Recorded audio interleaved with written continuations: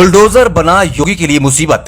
योगी part 2.0 में वरदान बना बुलडोजर, क्या अब बनेगा अभिशाप? क्या बुलडोजर चलाकर सरकारी नियमों की धज्जियां उड़ा रहे हैं योगी?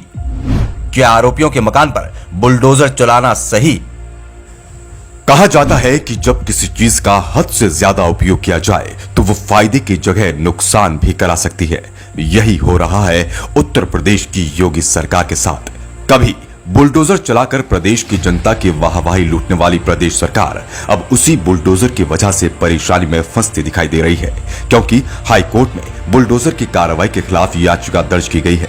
ये याचिका किसने और क्यों दर्ज की, ये आपको बताएंगे, लेकिन इससे पहले आपको बताते हैं कि आरोपियों पर इस तरह बुलडोजर चलाना कितना सही और कितना गलत है। यूपी गैंगस्टर एक्ट 14A के तहत अवैध रूप से कमाई गई या कब्जा की गई जमीन और संपत्ति को जब्त किया जा सकता है। विकास अधिनियम 1973 के प्रावधानों के अनुसार धारा 27 के तहत भवन गिराने का आदेश देने संबंधी नियमों का उल्लेख है, जहां कोई विकास महायोजना या आंचलिक विकास योजना के उल्लंघन में या एक्ट की धारा 14 में निर्दिष्ट अनुमति, अनुमोदन या स्वीकृति के बिना किया गया है, उससे प्राधिकरण द्वारा भवन स्वामी को नोटिस देकर हटाने या ध्वस्तीकरण का आदेश दिया जाता है। तय समय सीमा में भवन स्वामी द्वारा आदेश का अनुपालन न करने पर प्राधिकरण की ओर से निर्माण को हटाया जाता है।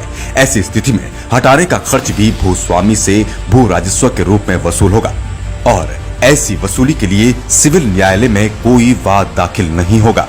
दरअसल प्रयागराज के अटाला और करेली में पत्थरबाजी के बाद मोहम्मद जावेद उर्फ पंप को इस घटना का मास्टरमाइंड बताकर उसके 2 मंजिला मकान पर बुलडोजर चलाकर प्रयागराज विकास प्राधिकरण के द्वारा ध्वस्तीकरण की कार्रवाई की गई थी, जिसके बाद जिला अधिवक्ता मंच के 5 अधिवक्ताओं की ओर से इलाहाबाद उच्च न्यायालय के मुख्य न्यायाधीश को भेजी गई पत्र याचिका में दावा किया गया है कि पीडीए ने जिस मकान को ध्वस्त किया है वास्तव में उस मकान का स्वामी जावेद नहीं है, बल्कि उसकी पत्नी परवीन फातिमा है। याचिका में कहा गया है कि पीडीए ने जिस मकान को तोड़ा है वो जावेद की पत्नी परवीन फातिमा को उसके माता पिता ने शादी से पहले ही तोहफे में दिया था, इसलिए उस मकान का मालिक जावेद नहीं है। इसलिए मकान का ध्वस्तीकरण कानून के मूल सिद्धांतों के खिलाफ है।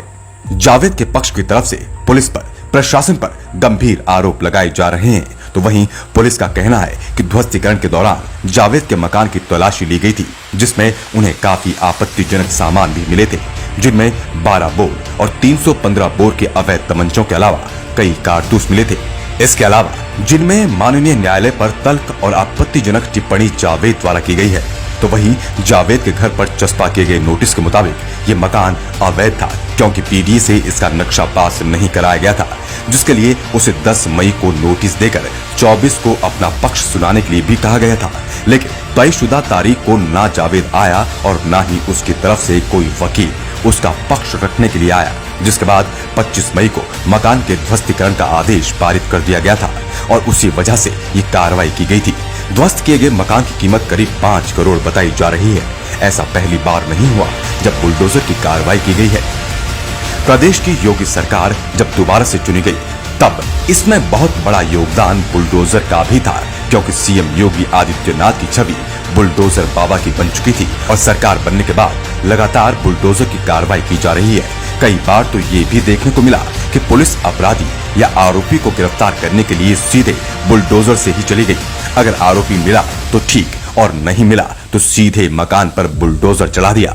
सरकार की इस छवि का अब तक तो फायदा मिल रहा था, लेकिन अब हाई कोर्ट में याचिका दायर होने के बाद सरकार मुसीबत में घिरती नजर आ रही है। हालांकि अब आगे क्या होगा ये तो हाई कोर्ट में सुनवाई होने के बाद ही पता चलेगा, लेकिन एक बात तो पक्की है, अगर इस मामले में सरकार पर कोई कार्रवाई होती है तो योगी सरकार की फजीहत होना लाजमी है।